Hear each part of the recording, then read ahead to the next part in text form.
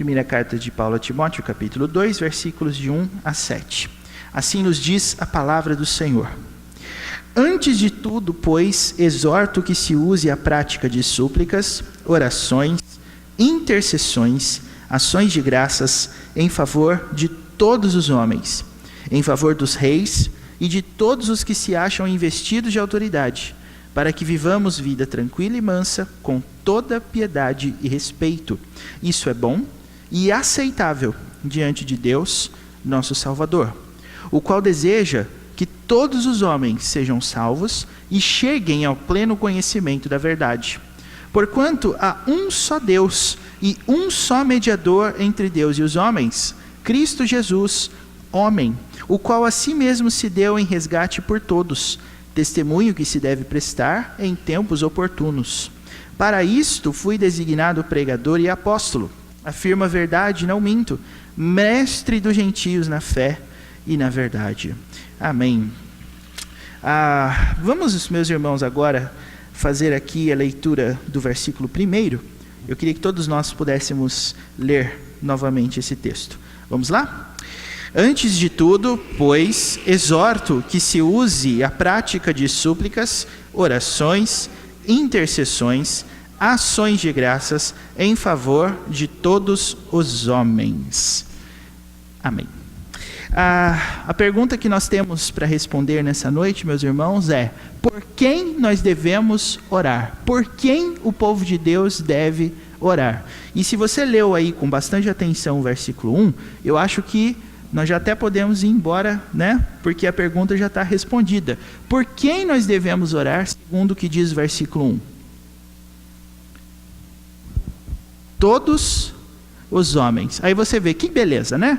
Então, se nós temos que orar por todos os homens, nós temos que compreender plenamente o sentido disto. Por quê? Porque, primeiro, antes de Paulo falar que todos os homens devem ser alvo da nossa oração, ele coloca aqui 4 tipos de oração que nós podemos fazer. O versículo 2 fala aqui de súplicas, orações, intercessões e também ações de graças. Então, é possível entender esses 4 pontos, meus irmãos, de 2 formas distintas. Ou você acredita que súplicas, orações, intercessões e ações de graça sejam a mesma coisa, mas Paulo usa 4 sinônimos para falar da mesma coisa, ou nós vamos considerar que cada uma dessas coisas se refere a um tipo de ação diferente que nós devemos ter. Bom, acredito que as 2 opções são plausíveis, mas apenas uma delas atende o sentido que o apóstolo Paulo quer dizer para nós. Por quê? Porque eu acredito, irmãos, que se Paulo quisesse simplesmente dizer que nós temos que orar, então não haveria necessidade de usar 4 substantivos diferentes. O fato de ele ter usado aqui 4 coisas diferentes apontam para uma possibilidade que eu acho mais provável, de que nós estamos aqui falando de coisas diferentes. E aí, para que isso fique mais claro, é só os irmãos pensarem: a oração é sempre a mesma em todas as circunstâncias? Sim ou não? Claro que o Deus que as ouve e as responde é. Mas a oração feita a esse Deus é sempre a mesma? Oi? Não? Por que não? O que muda então? Oi? A causa, né? Às vezes nós queremos que Deus faça coisas e coisas. Que mais que muda? Que mais que muda? Vamos ter um exemplo aqui, meus irmãos. Eu acho que o livro de orações da Bíblia, até porque ele é poético, nos ajuda muito bem a entender como que as coisas mudam um pouquinho no sentido da oração. Vamos ver aqui, bem pertinho do livro dos Salmos, eu quero ler 2 exemplos que estão aí bem próximos, tá? Para que a gente possa entender bem. Abra lá no Salmo 102 para mim, por favor. Salmo de número 102, ok? Salmo de número 102. Como é um salmo longo, eu acho que só os primeiros versículos já são suficientes para nós. Salmo 102, versículos 1 e 2, o texto nos diz assim: Ouve, Senhor, a minha súplica. Quer dizer, você já nota que aqui a questão não é simplesmente uma oração, né? A palavra utilizada aqui é outra. Aí ele continua: e cheguem a ti os meus clamores, não me ocultes o teu rosto no dia da minha angústia, inclina-me os ouvidos no dia em que eu clamar, dá-te pressa em acudir-me. Nem todos aqui, eu acho, têm vocação para serem psicólogos, né? Mas como nós convivemos com pessoas no nosso dia a dia, me diga uma coisa: como lhe parece o autor do Salmo nesses 2 primeiros versículos aqui? Ele está bem? Parece que sim ou parece que não? Ele está feliz? Como é que é? Ele está aflito. O que será que faz a gente dizer que ele está aflito? Bom, primeiro ele fala no versículo 2, não me ocultes o teu rosto. Essa é uma forma de expressão particular do Antigo Testamento para dizer assim: Senhor, eu quero que o Senhor contemple a minha vida. Eu quero que o Senhor não se esqueça de mim. Eu quero que o Senhor aprove o que eu estou fazendo, não é? E aí ele cita depois no versículo 2, no dia da minha angústia. Aí você pode dizer, mas pode ser que ele só esteja se antecipando a possibilidade de ele vir a passar por um dia de angústia. Não quer dizer que ele está angustiado naquele momento. Então leia o versículo 3. Porque os meus dias como fumaça se desvanecem, e os meus ossos ardem como em fornalha. Olha só. E aí você vê também o versículo 4 e fala assim: ferido como a erva, secou-se o meu coração, até me esqueço de comer o meu pão. A pessoa está triste aqui, de uma certa forma, que ela não consegue comer. E irmãos, leiam, por favor, o Salmo 100, que está aí pertinho da gente. O Salmo 100, que é conhecido, nosso, no versículo 1, fala assim: celebrai com júbilo ao Senhor todas as terras, servi ao Senhor com alegria, apresentai-vos diante dele com cântico. É claro que o autor desses salmos não é o mesmo, tá? Mas você nota um intervalo aí de 2 salmos que provavelmente o estado emocional do autor muda, não muda? Num salmo nós temos uma alegria exultante, as pessoas querendo se juntar, e no Salmo 102 a gente vê alguém que está triste, alguém que está pedindo algo ao Senhor num tempo muito específico. Isso mostra que a maneira de orar nunca é a mesma, e o sentido das orações também não é o mesmo. Aí você vê o Salmo 101, que também está aí bem pertinho, o versículo 1 fala assim: cantarei a bondade e a justiça, a ti, Senhor, eu cantarei, atentarei sabiamente ao caminho da perfeição. Veja, nós temos aqui alguém que demonstra, né? A gente não tem tempo de estudar o contexto assim mais adequadamente, mas a gente está vendo aqui a alegria. E aí se você for para o 103, você também vai ver mais alegria ainda. O versículo 1 do 103 fala assim: bendize, ó minha alma, ao Senhor, e tudo que há em mim bendiga o seu santo nome. Mais alegria. Então, irmãos, vejam, o 100, o 101, o 103, aí se você for olhar para frente, o 104, o 105, o 106, o 107, o 108, o 109, o 110, todos eles são salmos que demonstram alegria. Mas no meio de todos eles você tem um 102, que é tristeza, angústia. Por que você acha que os salmos foram organizados desse jeito? Alegria, alegria, alegria, tristeza, alegria, alegria, alegria, alegria, tristeza, alegria, alegria, alegria, tristeza. Por que será? Porque não é assim que a gente é? Não é assim que nós estamos, que nós ficamos? Então, eu acredito que quando Paulo usa esses 4 termos diferentes lá na primeira carta a Timóteo, obviamente ele está falando de tipos diferentes de oração. Ele está falando de 4 circunstâncias específicas nas quais você vai levantar causas diferentes ao Senhor. Então, súplica talvez seja algo mais relacionado a um tempo de angústia, a oração pode ser uma coisa assim mais...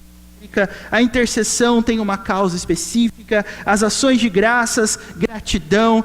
Mas o que é mais interessante para mim, meus irmãos, é que Paulo não se preocupa apenas em identificar tipos de oração diferentes, mas ele diz assim: quem deve ser alvo desses 4 tipos diferentes de oração, segundo Paulo, no versículo 1 do capítulo 2 da primeira carta de Paulo a Timóteo?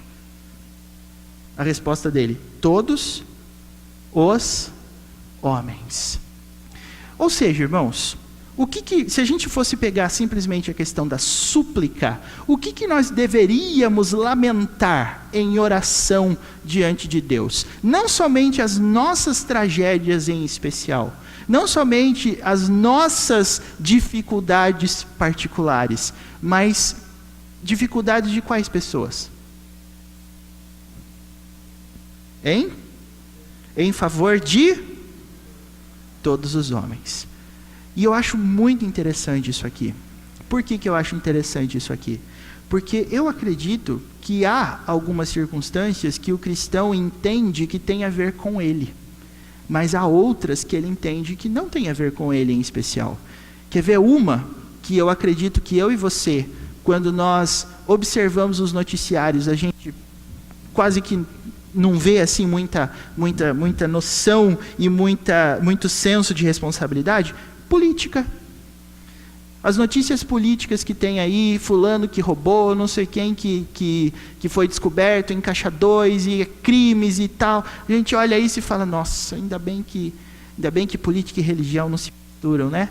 Mas, irmãos, olha como Paulo organiza o texto. Ele diz que nós devemos orar por todos os homens, e depois ele vai citar exemplos de pessoas que devem ser alvo da nossa oração no versículo 2. Ele fala assim: em favor de quem?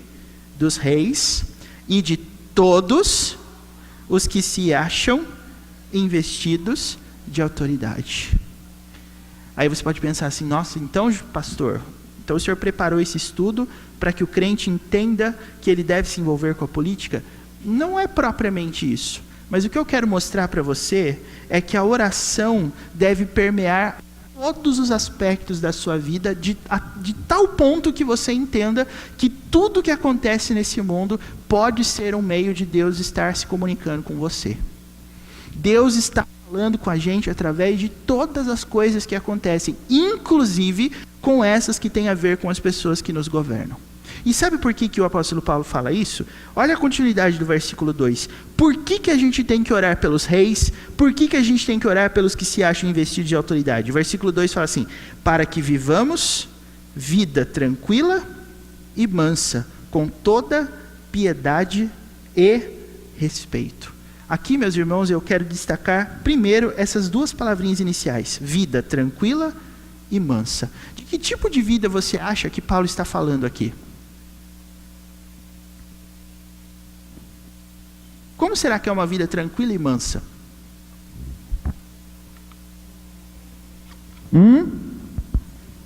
Sem contendas. Que mais?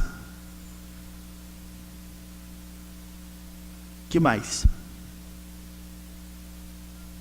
Às vezes a gente pensa que a vida tranquila e mansa é aquela vida do Jeca Tatu, né? Deitado na rede, com um pedacinho de palha na boca, sem preocupação. Ai, seria bom se a nossa vida fosse assim, sem boleto para pagar, sem compra para fazer. Não é desse tipo de vida, meus irmãos, que o texto está falando.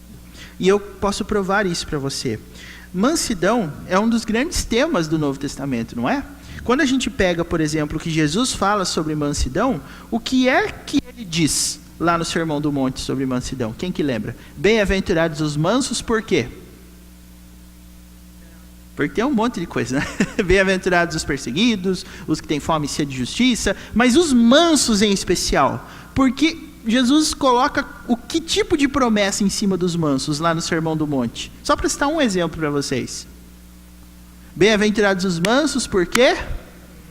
Porque eles herdarão a terra.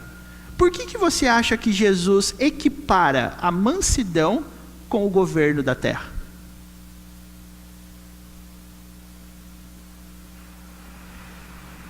Qual é a relação que essas coisas têm? O que tem a ver uma coisa com a outra? Aí se você colocar assim: mas Jesus faz isso, mas eu não sei de onde que ele tirou essas coisas, então eu vou dizer para você de onde que Jesus tirou essas coisas. Volte lá, por gentileza, no livro dos Salmos. Você conhece o Salmo 37? Entrega o teu caminho ao Senhor, confia nele, o mais ele fará, beleza, tal. Leia para mim o versículo de número Vamos colocar aqui o 9, o 10 e o 11 do Salmo 37. Quem tiver uma voz aí que ainda está inteira, pode ler para a gente, por favor. Salmo 37, do 9 ao 11. Porque os maus feitores serão exterminados, mas os que esperam no Senhor serão mais um pouco de tempo, e já não existirá o ímpio, procurará o lugar e não achará, mas os mansos herdarão a terra e se deitarão na abundância. Olha que coisa, meus irmãos. Jesus, nas suas bem-aventuranças, está evocando um princípio dos Salmos. E os Salmos já estão antecipando para nós que as coisas no nosso mundo estão realmente invertidas. Hoje, não são os ímpios simplesmente que dominam a terra, mas a vida que eles forçam cada um de nós a ter é uma vida totalmente diferente daquela do ideal de Deus. Então, porque os ímpios dominam a terra, você percebe que a nossa vida sofre diretamente impactos disso. Porque, como que você, por exemplo, acha que seria melhor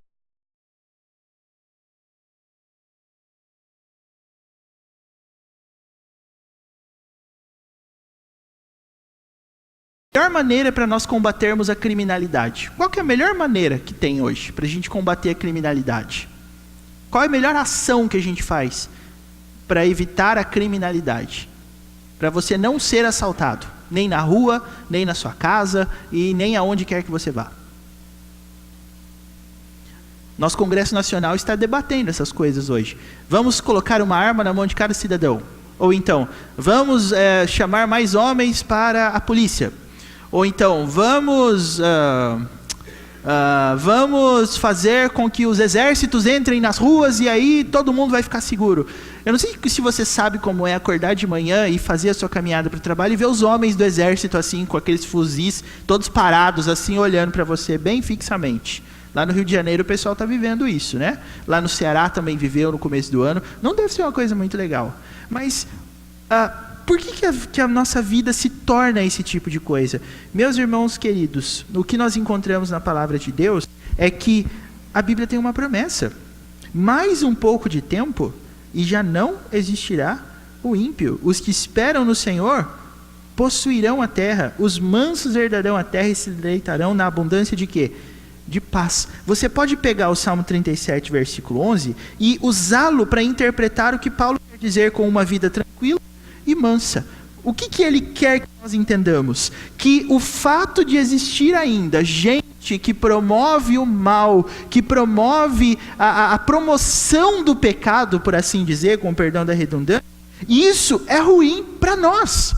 Veja que nós estamos vivendo um tempo no qual a criminalidade não é apenas um problema que a gente passa, mas hoje todas as nossas instituições mais básicas estão sendo questionadas. As pessoas hoje estão pensando em família de um jeito totalmente diferente, não é?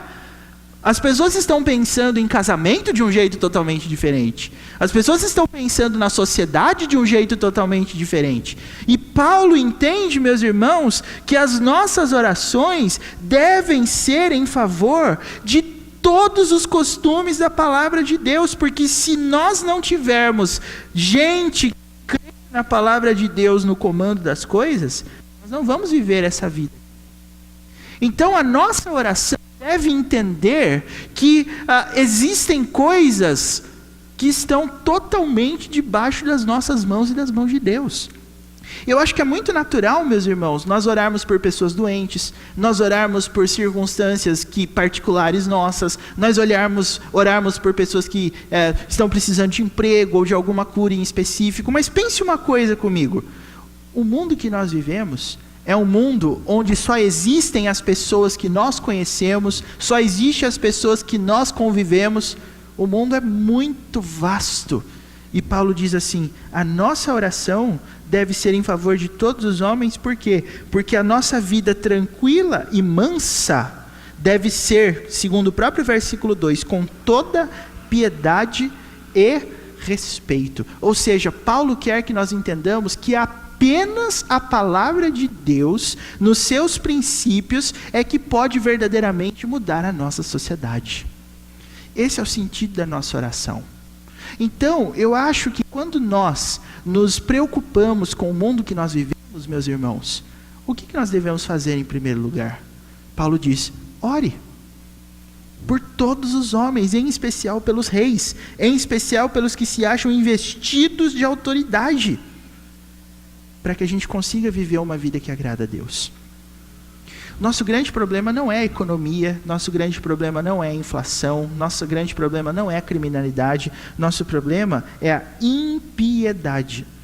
E quando nós temos consciência disso, nós oramos por essa causa. E aí você pensa: mas até os políticos, os reis, os presidentes? Sim, porque Paulo coloca esses princípios para a igreja, meus irmãos, porque Paulo entende uma coisa: se é verdade que existem ministros de Deus, como ele fala em Romanos 13, para guiar a nossa vida aqui, ele também entende o seguinte: quem é o rei sobre todo o universo? É uma pergunta difícil essa? Quem é o rei de todo o universo? Então, se o presidente do nosso país está sobre, ou melhor, é isso mesmo, sobre nós, tem alguém acima dele? Quem? Pois é. Então veja, você crer no Rei dos Reis faz de você alguém que entende que até mesmo esse movimento dos presidentes eleitos, depostos, tudo isso está sob o controle de Deus.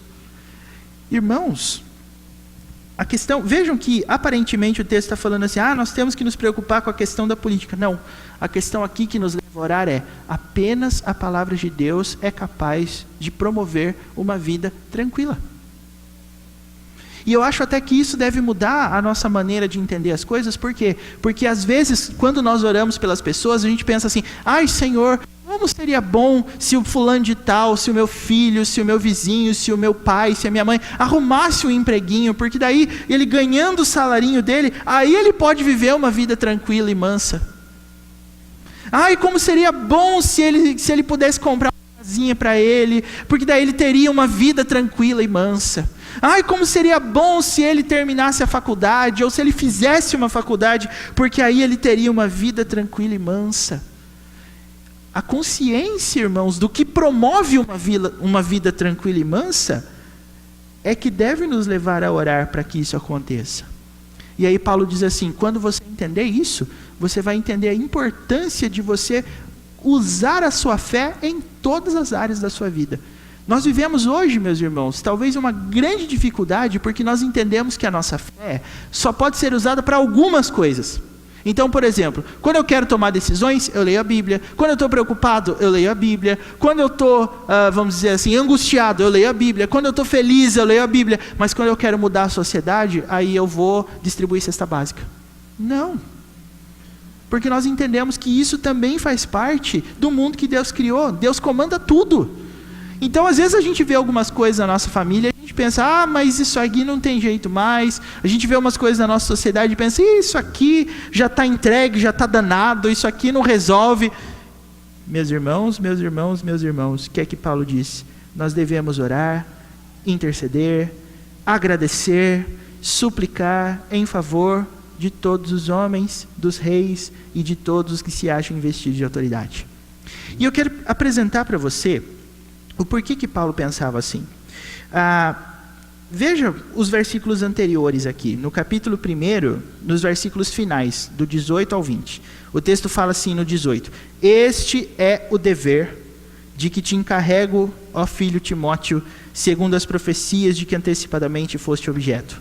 Combate, firmado nelas, o bom combate, mantendo fé e boa consciência. Veja a orientação que o apóstolo Paulo está dando para Timóteo. Você precisa lutar com fé e com também uma boa consciência.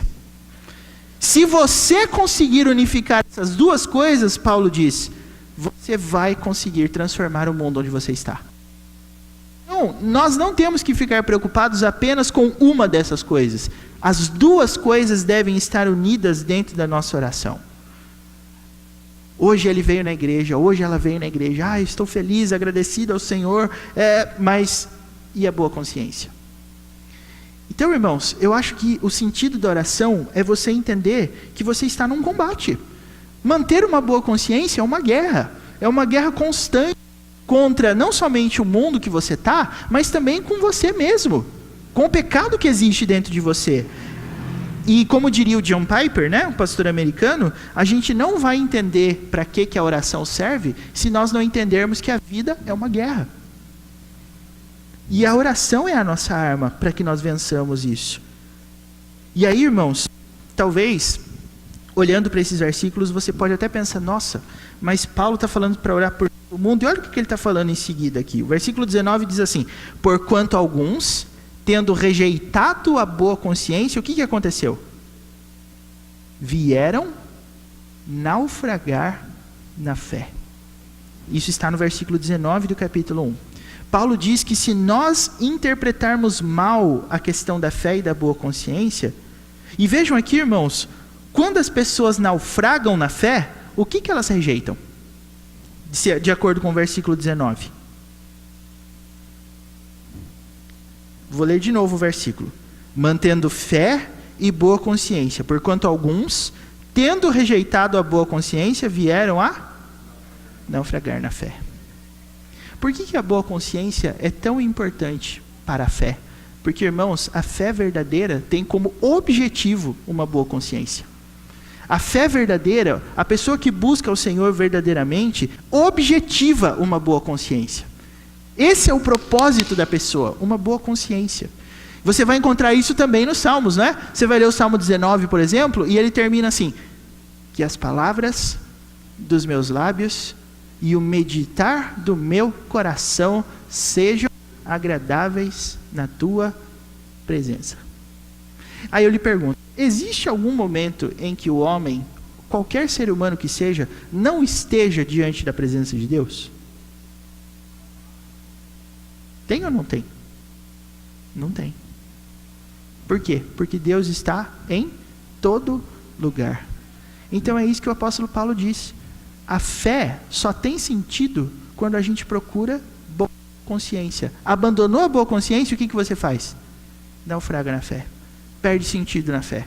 As pessoas estão aqui, elas estão recebendo ensinamentos, elas estão gostando da comunhão uns com os outros, elas têm amizades na igreja, elas buscam alguma coisa na igreja, mas quando elas começarem a perceber que isso não está transformando, ou quando elas ouvirem muito sobre transformação, sobre arrependimento, e elas perceberem que não é isso que elas querem, qual é a primeira coisa que acontece?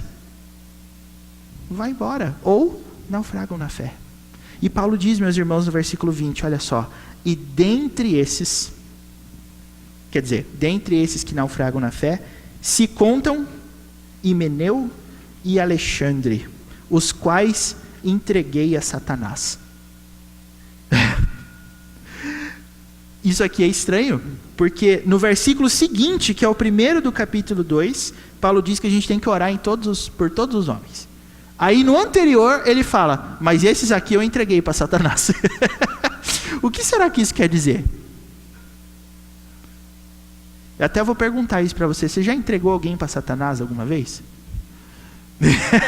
Paulo já. Será que Paulo era mais crente ou menos crente que a gente? Né? Mas, claro, a gente tem que entender o que isso quer dizer. Entregar para Satanás significa que nós paramos de orar por aquela pessoa? Vamos tentar entender isso, irmãos, porque se você disser assim que entregar a Satanás é não orar mais, é desistir da pessoa, então como é que você entende o que Paulo fala em seguida para orar por todos os homens?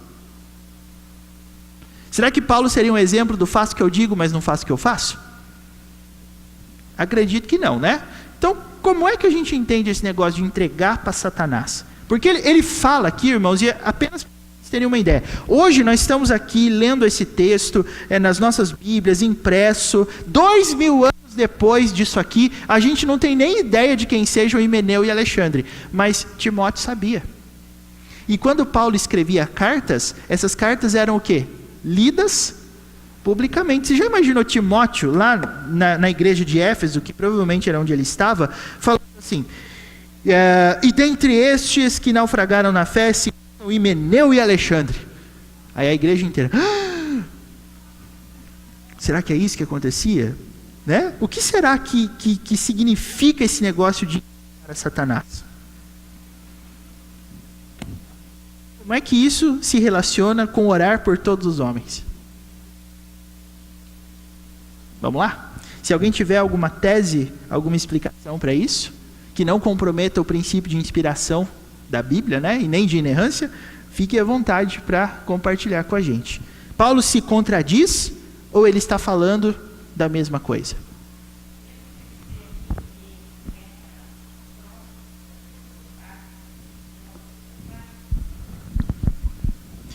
Eu acho que esse é o sentido. O que o apóstolo Paulo fala e quer dizer quando ele diz que ele entregou a Satanás é duas coisas. O versículo 20 continua explicando. Primeiro, para serem castigados. E segundo, a fim de não mais blasfemarem. Irmãos, eu vou dar um exemplo para explicar isso. No Antigo Testamento, se você ler lá o livro de Êxodo, o livro de Levítico, você vai ver um momento em que a lei de Deus dizia o seguinte: se o seu filho for motivo de escândalo para você e para a lei de Deus, você vai entregá-lo para os anciãos, para os sacerdotes, e ele vai ser apedrejado.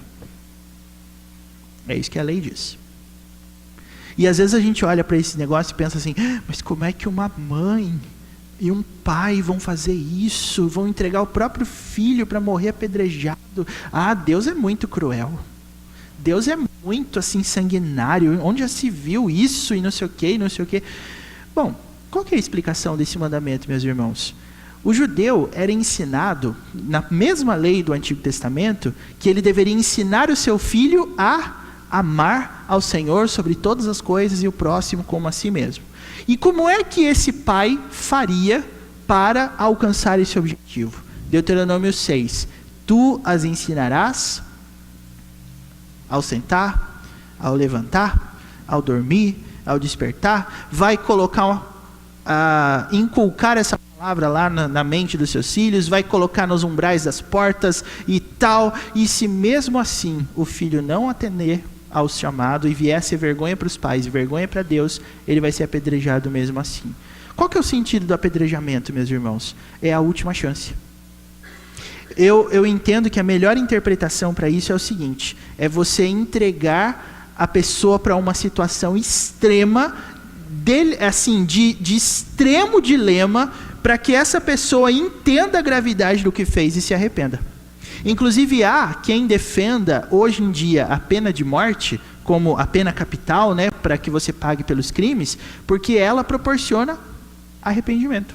É um dos argumentos que se usam hoje para que você sustente isso. E aí, se você olhar para o que a Bíblia ensina, você vai ver que isso tem sentido. Quando o pai e a mãe têm certeza do que eles fizeram, o pai e a mãe têm absoluta certeza que eles ensinaram, não que eles simplesmente levaram na igreja, mas eles ensinaram, eles acompanharam, eles leram a Bíblia com os filhos, e ainda assim o filho não está dentro desses mandamentos, então essa era uma atitude extrema que faria a criança lembrar do que ela fez e se arrepender, ainda que ela venha a morrer por causa disso.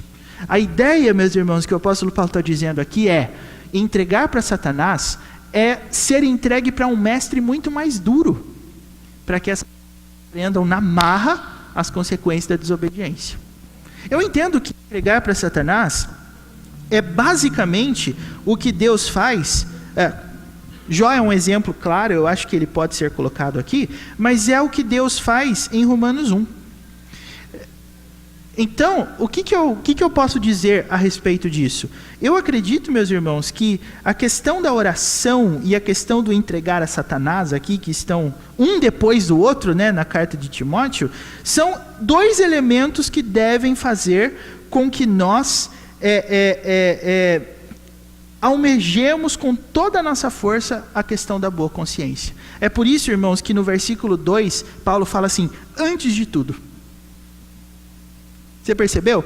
Quando não tiver jeito mais, quando você perceber que tudo que foi feito já foi feito, tudo que devia ser feito já foi feito, aí você entrega essa pessoa lá para que Satanás ensine o que você com as suas orações não conseguiu.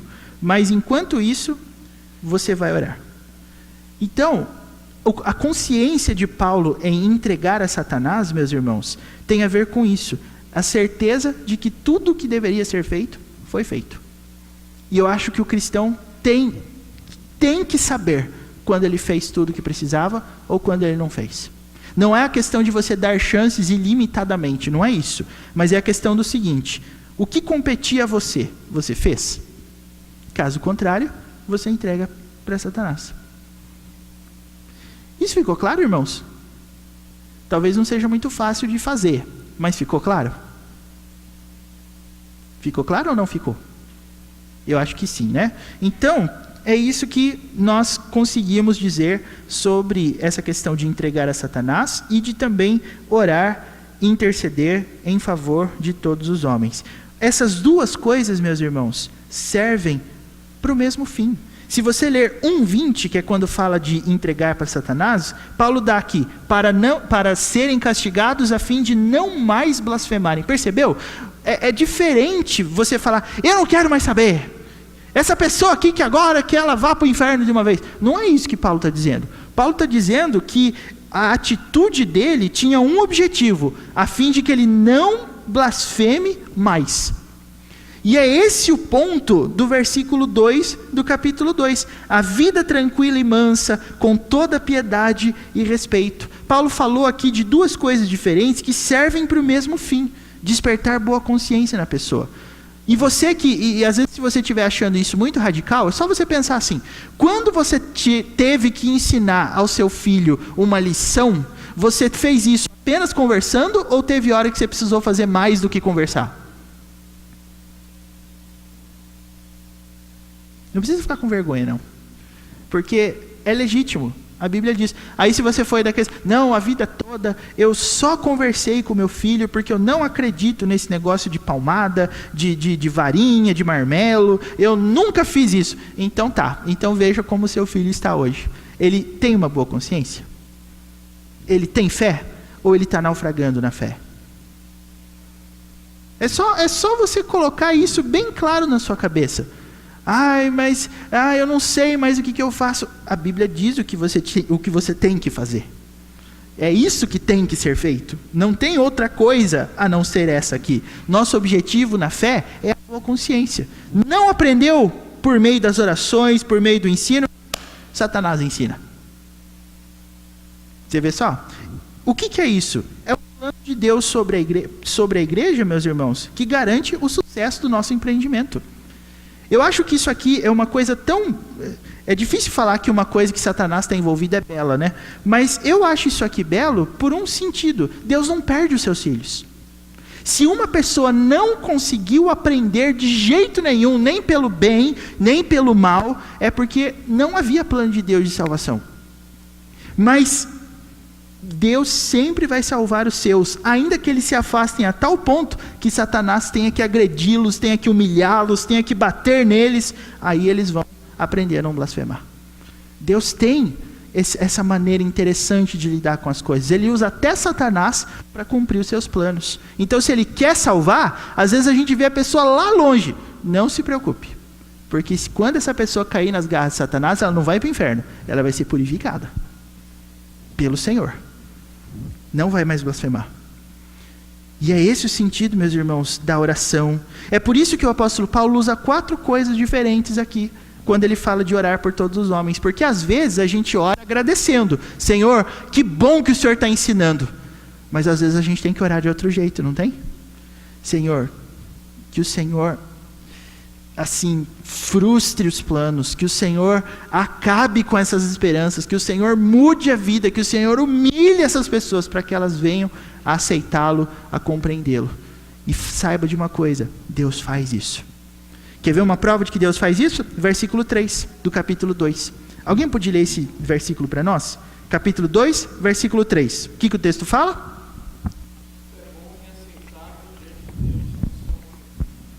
Isso é bom e aceitável diante de Deus. E como é que Paulo chama Deus no versículo 3? Ele é o nosso? Percebeu que coisa interessante? Se o seu objetivo é a salvação, se o seu objetivo é a salvação das pessoas, então você tem que introduzir para elas um conceito de cristianismo que não é confortável. Em que sentido eu digo isso? A boa consciência deve ser sempre o seu alvo. Quando não for, ore para que Deus desperte boa consciência, ainda que ele tenha que usar Satanás para isso. E ele usa. Por que tem horas que você, por exemplo, na sua caminhada com Deus, se sente um lixo? Parece que Deus não ouve você, parece que Deus está longe de você, parece que Deus abandonou você, você não sente mais prazer, você não sente mais alegria. Por que você acha que isso acontece?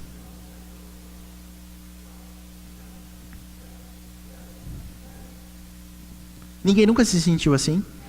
Eu já me senti assim. Por que você acha que isso acontece? Porque o crente, o filho de Deus, quando ele passa por isso, ele conversa com Deus. Ele fala assim: Senhor, o que está errado? O que está acontecendo? E Deus mostra o que está errado.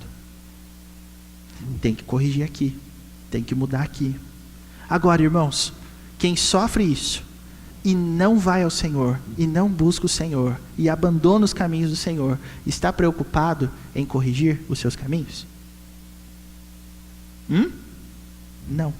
Então é por isso que Deus diz assim: Satanás, agora é com você. Vai lá. Ensina para ele. Isso que o apóstolo Paulo está dizendo aqui, irmãos. Lembrando que Timóteo era um pastor, né? Timóteo era o responsável por pregar a palavra para aquela comunidade de Éfeso. Então ele diz: Timóteo, se você tiver que fazer isso, não tem problema, faça. Porque o que essas pessoas precisam aprender, elas vão aprender. Não tenha medo de fazer isso. Paulo falava isso com muita tranquilidade. Dentre esses se contam Himeneu e Alexandre, os quais entreguei a Satanás para serem castigados, a fim de que não mais blasfemem. E aí, irmãos, só para vocês terem uma ideia, na segunda carta, Paulo vai citar Alexandre de novo. Vá lá para a segunda carta de Timóteo agora, no capítulo 4.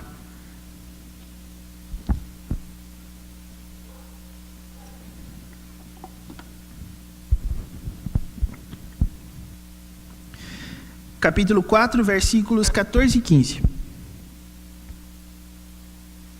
O texto diz assim: Alexandre, o latoeiro, causou-me muitos males. O Senhor lhe dará paga segundo as suas obras. Tu, guarda-te também dele, porque resistiu fortemente às nossas palavras.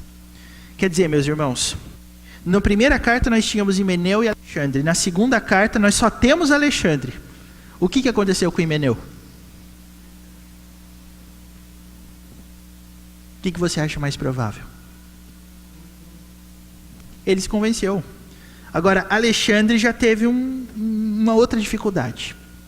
Com Alexandre nós tivemos um outro problema. Por quê? Porque Paulo não especifica claramente o que foi que Alexandre fez. O versículo 14 diz que ele lhe causou muitos males. A gente não sabe quais são esses males. Paulo não quis falar, nem para Timóteo e nem em nenhuma outra carta, não disse, mas ele disse duas coisas sobre isso. Primeiro, o Senhor vai retribuir. E eu acho interessante isso, porque Paulo não descreve qual foi o mal que Alexandre fez, mas Paulo diz: o Senhor vai pagar. O que isso significa? Significa que Paulo tinha uma consciência muito grande da soberania de Deus, da justiça de Deus. Então, ele não precisava, por exemplo, pôr a igreja contra ele. Ele simplesmente disse: o Senhor vai dar a paga.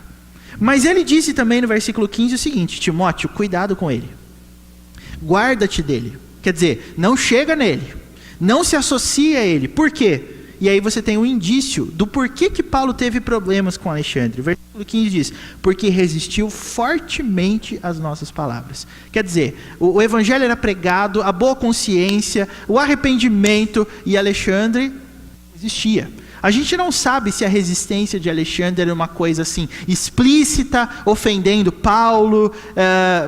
Pode ser que sim, pode ser que não. Mas o que nós sabemos é que Paulo tinha essa consciência. O Senhor vai retribuir. Por que ele não cita Himeneu? A grande probabilidade é que deu certo. Mas com Alexandre ainda as coisas não tinham caminhado, e a gente não sabe se houve essa conversão por parte dele. Mas o que a gente sabe é que pelo menos até o fim da segunda carta ainda não tinha acontecido nada. Tá? Isso prova, irmãos, de que Paulo agiu corretamente. Não é? Paulo tomou a decisão certa. Entregar para Satanás significa não podemos considerá-lo como irmão.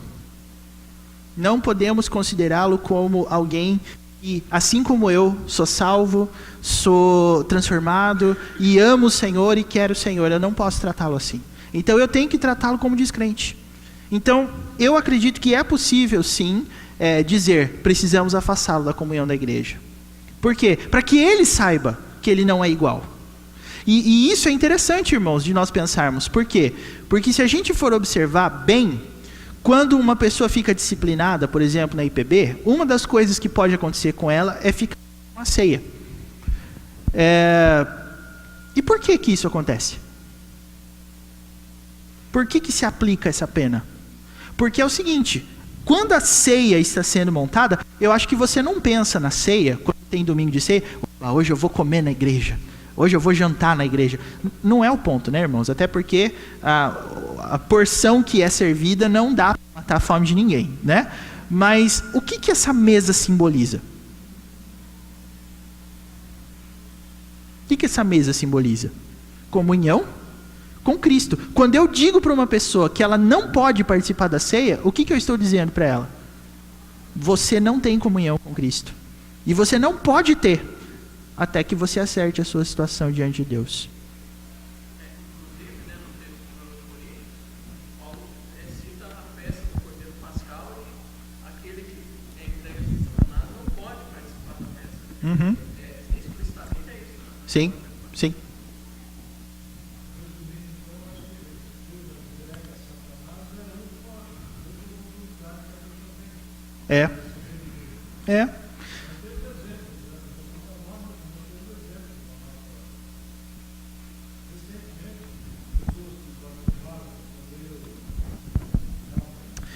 Bom, o que eu acredito que a gente tem que ter, o que a gente tem que ter cuidado em relação a isso é o seguinte: entregar a Satanás não é um atestado de não salvação.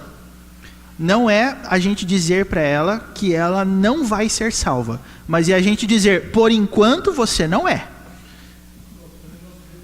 Se ele, aí é aplicar a lógica simples. Se não houver arrependimento, se não houver mudança de vida, então não há conversão, não há vida eterna, não há nada disso. Então por que a gente faz isso com as pessoas? Para que elas entendam a gravidade da situação delas.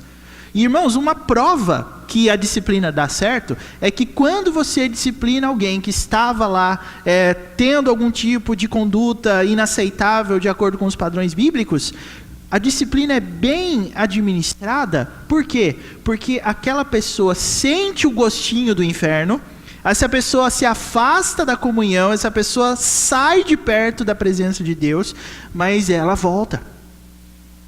E quando ela volta, ela abraça a cruz de uma maneira que ela não solta mais. É como ela dizer assim, olha, eu já vivi o que é essa coisa que dizem que vai acontecer quando as pessoas morrem e não se convertem. Então eu não quero isso para a minha vida. Deus tem uma forma específica de tratar esse tipo de caso.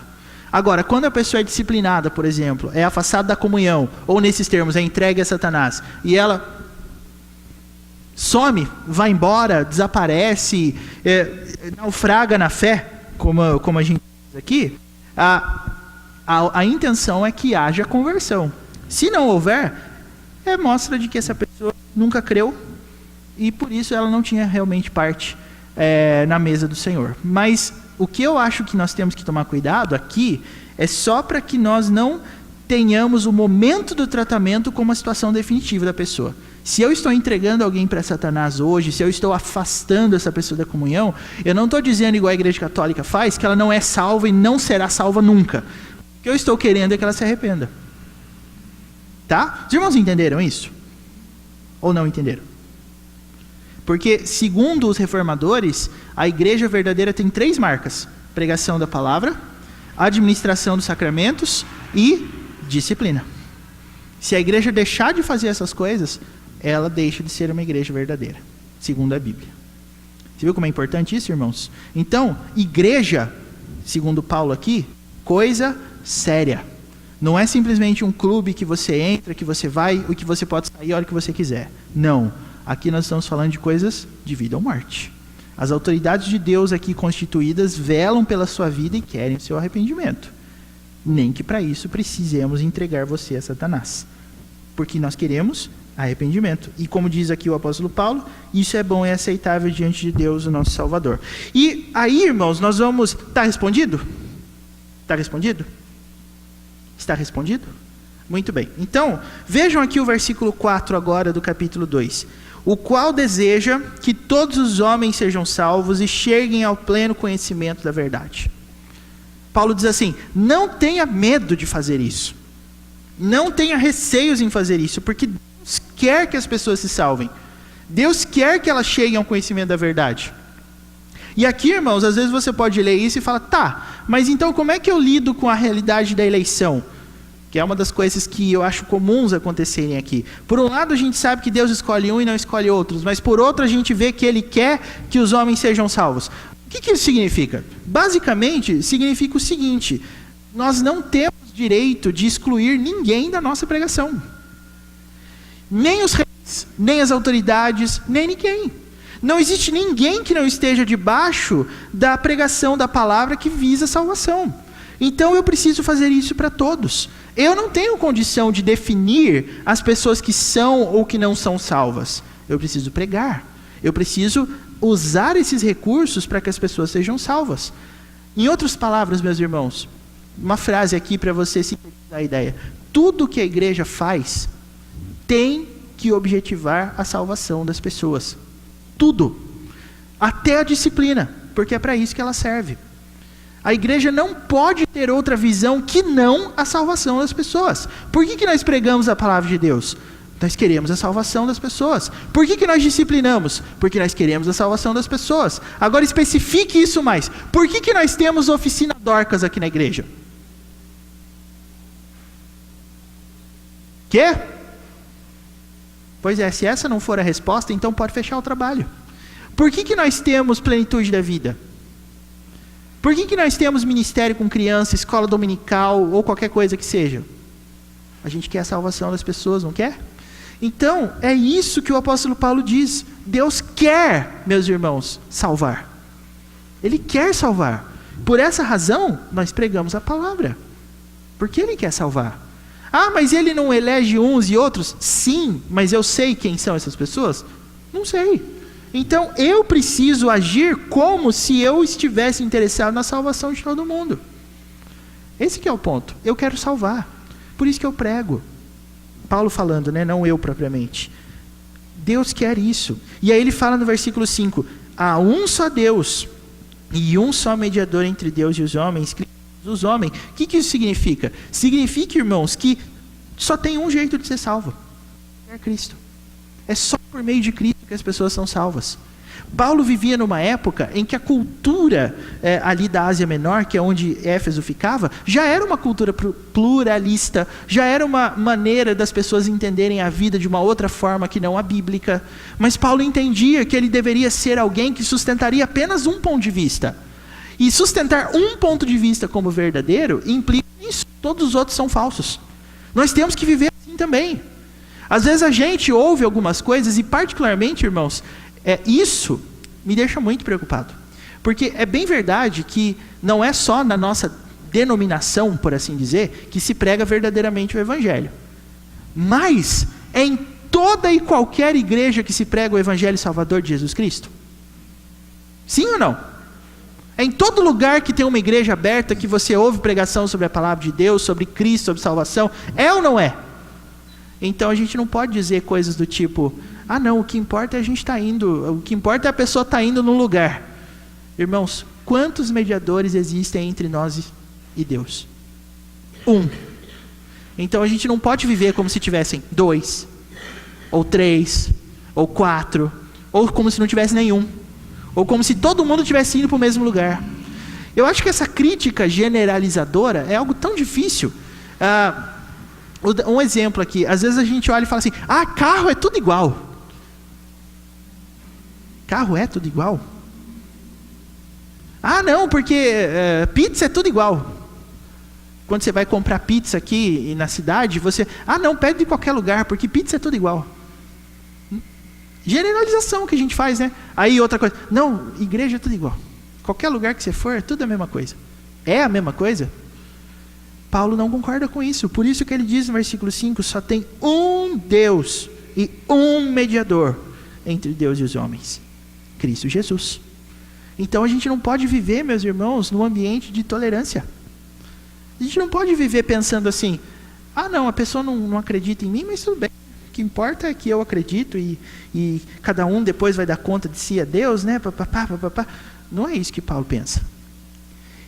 E é por isso, meus irmãos, que Paulo orava por todos. Veja que esse sentido de que tem uma maneira apenas de ser salva, era o que levava Paulo a orar. Paulo orava porque ele via as pessoas e ele entendia que tinha pessoas buscando salvação em lugar errado e não vai conseguir achar. Então ele diz, Senhor, salve essas pessoas. Mude essas vidas. Às vezes a gente olha assim e se conforma com algumas coisas, mas, meus irmãos, a Bíblia é exclusivista. A Bíblia diz que só tem um caminho. Então a gente não pode, mas nem por um instante sequer, achar que a pessoa que estiver fora de Cristo, ela vai ser salva no fim. Não vai. Por isso que tem que orar. Por isso que tem que pedir para Deus, para que Ele salve. Porque se não tiver em Cristo, não vai ser salvo. Deus está aberto para salvar todos aqueles que se chegam diante dEle. Ele vai fazer isso. A Bíblia, inclusive, da mesma forma que ela afirma a doutrina da eleição, ela também afirma assim, sacrifícios agradáveis a Deus são o coração compungido e contrito, não o desprezarás. Isso significa que todas as pessoas que se chegarem diante de Deus, conscientes da sua pecaminosidade, da sua má consciência, e disserem, Senhor, eu quero ser salvo, Deus vai salvar. Quem que convence de que existe uma má consciência dentro de nós? Não é o Espírito Santo? Então, se o Espírito fez isso, essa é uma evidência de que a pessoa quer ser salva.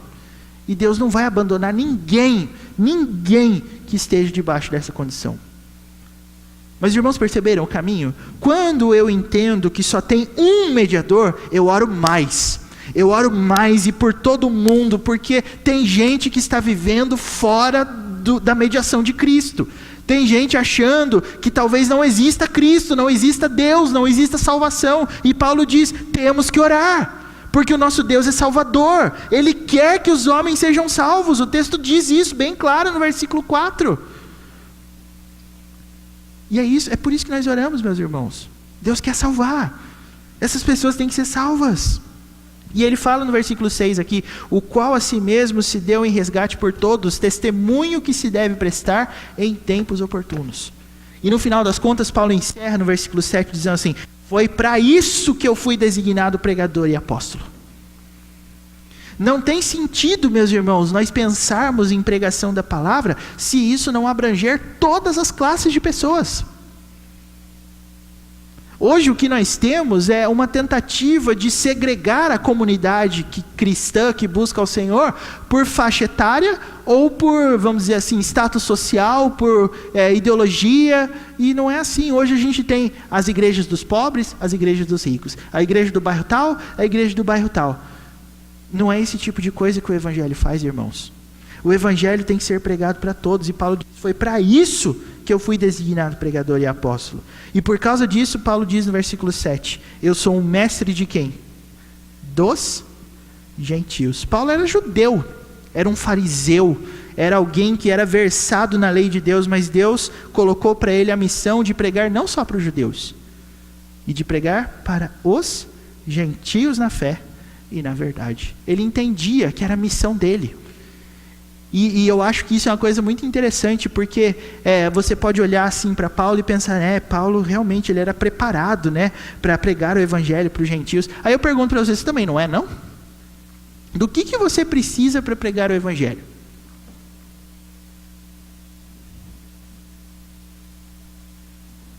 Mais um exemplo. Digamos que você olhe para uma determinada tribo social assim, quem gosta de funk, quem gosta de rock, você vê aquele pessoal tatuado, com brinco e não sei o que lá, e aí você pensa assim, vamos evangelizar essa turma. Quem que vai lá? Conheço algumas teorias assim que dizem que se eu quero evangelizar uma pessoa que tem brinco, eu preciso pôr um brinco também, porque daí ela vai se identificar comigo e ela vai aceitar a minha argumentação e não sei o quê. Eu fico pensando, imagina evangelizar careca, como é que deve ser, né? Vai ter que tirar o cabelo. Então, irmãos, não. O apóstolo Paulo diz, eu sou um pregador dos gentios. Eu sou um mestre dos gentios. Eu vou lá e eu falo do evangelho. É isso. E ele era judeu. Quer dizer, ele era proibido pela lei farisaica falar com qualquer pessoa que não fosse judeu. Mas ele ia. Então, da onde que Paulo tirava essas coisas? Ora, ele orava porque ele tinha ciência de que todos os homens precisam ser salvos. Eu citei isso nos acampamentos que eu fui. Um pregador inglês do século XVIII, chamado George Whitefield, pregou mais de 3.000 vezes sobre o texto que diz, importa-vos nascer de novo, João capítulo 3. Mais de 3.000 vezes. Um dia perguntaram para ele, por que você prega tanto que as pessoas têm que nascer de novo? Ele respondeu assim, porque você tem que nascer de novo. Essa é a resposta dele. Por que a gente tem que falar tanto que tem que nascer de novo? Porque tem que nascer de novo. Não tem? Então temos que falar. Então temos que orar. Então temos que fazer de tudo para que as pessoas sejam salvas. Paulo enxergava, irmãos, a salvação como uma tarefa dada a ele.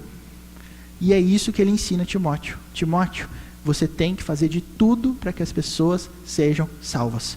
Tem que orar, tem que pregar, e se precisar, também tem que entregar para Satanás.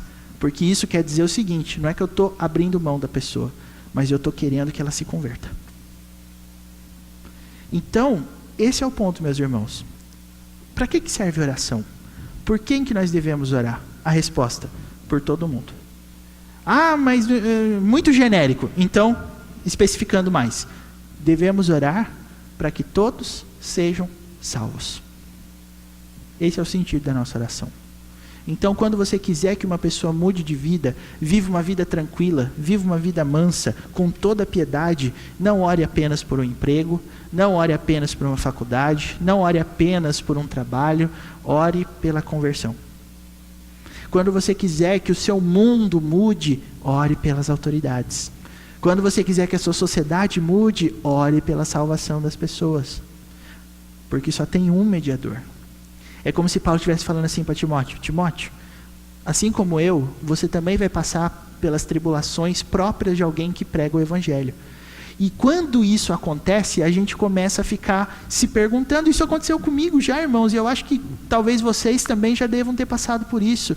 Todo ano a gente, na nossa festa de aniversário, eu digo assim, na sua casa, no Natal, tem um momento lá de oração, e aí talvez você tenha notado que algum parente, algum amigo ficou desconfortável com isso, aí você pensa, é melhor a gente não orar, né, porque pode constranger a pessoa, e não sei o quê, não sei o quê, não sei o quê. Paulo trata da questão assim, ó. Quantos mediadores tem entre Deus e os homens? Só um. Quem é? Cristo Jesus. Então, quem está em Cristo Jesus está em comunhão com Deus. Quem não está? Não está. E precisa estar. Então ele tratava a oração como algo que o capacitava a fazer o quê? A pregar essa verdade. Se você estiver fora de Cristo, você não está salvo. E aí, irmãos, vamos pensar na armadura de Deus, e eu quero encerrar com isso. Vamos pensar na armadura de Deus, lá de Efésios 6? Vamos abrir lá em Efésios 6, por favor?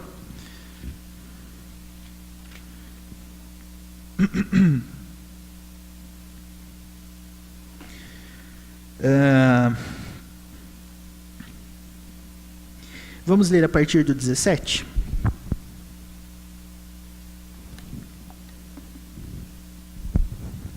Efésios 6, 17. Olha aí.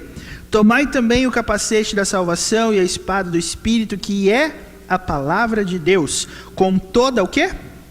Oração e súplica, orando em todo tempo no Espírito, e para isto vigiando com toda perseverança e súplica por todos os santos e também por mim, para que me seja dada no abrir da minha boca a palavra, para com intrepidez o quê? Fazer conhecido o mistério do Evangelho. Os irmãos perceberam? Paulo usava a oração assim, que eu tenha coragem de pregar o Evangelho. E irmãos, leia o versículo 20 agora, do mesmo capítulo onde nós estamos. Pelo qual eu sou um embaixador em cadeias. Olha o que Paulo diz. Eu sou um embaixador em cadeias. O que isso quer dizer? Que Paulo naquele momento estava o quê? Preso. Mas pelo que ele ora?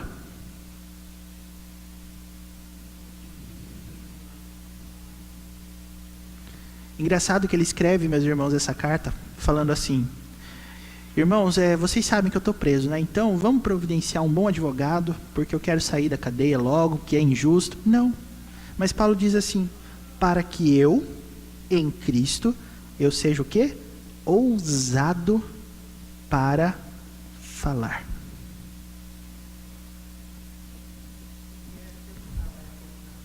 Pois é. Interessante, né? Ele foi preso como alguém que cometeu um crime contra o Império Romano no sentido de pregar o Evangelho. Então ele podia ter pensado assim, bom, vocês viram, né? Esse negócio de pregar o Evangelho dá trabalho. Então vamos ser mais prudentes. Senhor, orem por mim, irmãos, ele escreve, para que mesmo que eu sofra mais coisas ainda em relação ao meu testemunho, que eu não pare de falar. Que eu não pare de falar. Pois é. Então, meus queridos irmãos, eu acho que isso resume bem o que nós estamos tentando dizer. Nós temos que fazer de tudo pela salvação das pessoas. Mas o que significa fazer de tudo? Primeira coisa é orar. Primeira coisa é orar. Segunda coisa, quando você perceber que a oração e tudo, e aí você tem que olhar para a pessoa, você tem que pregar o Evangelho. E caso isso não dê certo, no sentido de despertar arrependimento, entregue a Satanás. Não a trate, resuma essa frase, entregar a Satanás, como: não a trate como igual a você. Não trate essa pessoa como um irmão. Não trate essa pessoa como um filho de Deus. E essa pessoa vai sentir na pele, esperamos o drama, e vai se arrepender, porque o Espírito vai trabalhar nela. E é isso que acontece com todos os filhos de Deus, meus irmãos. Deus não vai perder nenhum, viu? Nenhum filho dele ele vai perder. Porque nós sabemos que aquele que o Pai me dá, esse virá a mim, que vem a mim, de modo algum lançarei fora, Jesus dizendo. Ele não vai perder nenhum salvo, fiquem tranquilos. E é por isso que a gente tem que às vezes entregar para Satanás. Porque a gente reconhece que nem todos são salvos. Irmãos, isso vale para todo mundo. Essa é uma regra que vai para todo mundo. O que eu acho legal da palavra de Deus é que a lei de Deus não tem exceções. Inclusive, Paulo mesmo, na primeira carta de Paulo aos Coríntios, que ele escreve, né, no capítulo 9, ele encerra aquele capítulo dizendo assim: ai de mim, se eu não pregar o Evangelho. Quer dizer, que as coisas que ele anunciava não era simplesmente algo para o público, mas não para ele. Ele sabia que ele também estava debaixo do Evangelho. Então ele dizia: ai de mim, porque se eu fui chamado para pregar, se eu não pregar, ai de mim. Então que essa seja também a motivação de todos nós, meus irmãos. Por quem que nós devemos orar? Por todos. Mas será que Deus pode mudar a mente do nosso presidente? Deus pode mudar o coração dos nossos governantes, dos nossos deputados? Deus pode mudar o coração daquela pessoa que está afastada? Pode ou não pode? Pode ou não pode? Pode. Pode. Então nós temos que orar. Que isso é primordial. Inclusive, irmãs queridas, orem pelos homens da igreja para que eles também orem pelo culto como vocês oram, tá?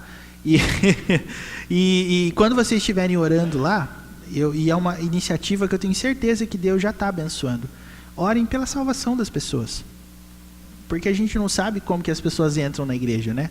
Quando vocês forem orar lá para Deus abençoar o culto, para Deus abençoar a palavra do pregador, o louvor, orem por isso, orem pela salvação das pessoas. Nós temos que fazer de tudo para que elas sejam salvas, tá?